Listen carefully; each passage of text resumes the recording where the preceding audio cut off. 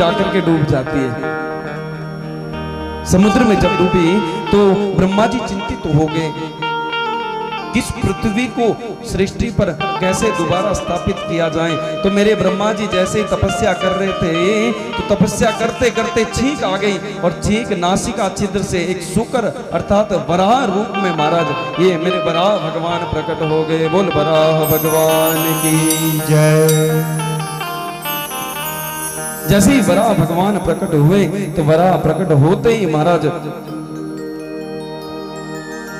हाथ जोड़ करके ब्रह्मा जी के सामने कहने लगे, बोलिए महाराज क्या करूं।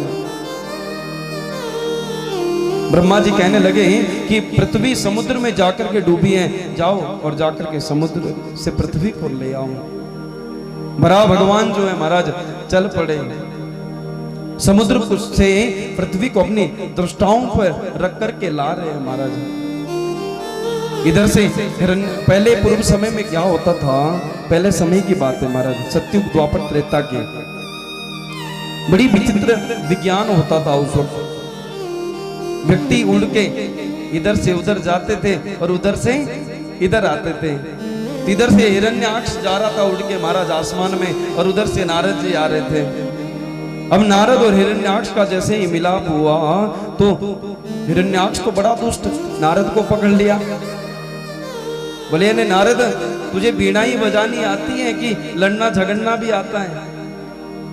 नारद जी कहने लगे, बोले भैया मुझे लड़ना झगड़ना तो आता नहीं, मुझे तो गोविंद के नाम का कीर्तन करना आता है, बस और कुछ आता नहीं।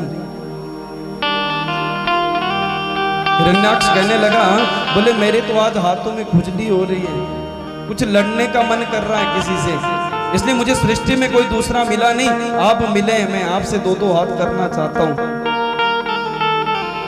नारद जी कहने लगे, बोले महाराज ये लड़ना झगड़ना तो मुझे आता नहीं, लेकिन मैं आपको एक